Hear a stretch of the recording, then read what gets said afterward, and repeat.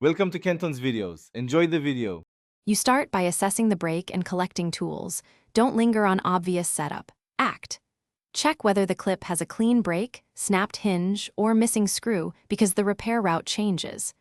Once you know the failure, grab glue or epoxy, sandpaper, a clamp, and a pint-sized screwdriver.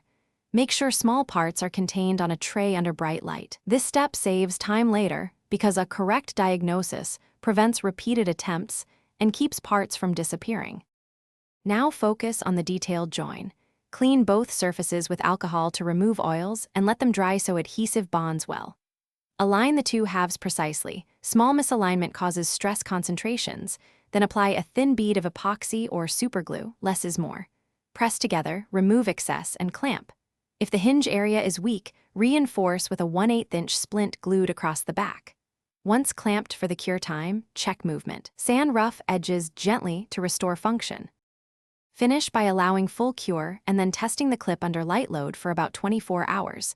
This prevents immediate failure from shock. Make sure the repaired hinge opens and closes smoothly.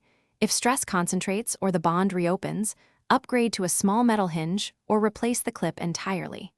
If it fails, inspect for thin flex points and add a 2 to 3 mm fillet of epoxy along the seam to distribute load.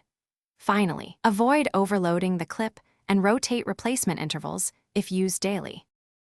Thanks for watching. Consider subscribing if we helped you.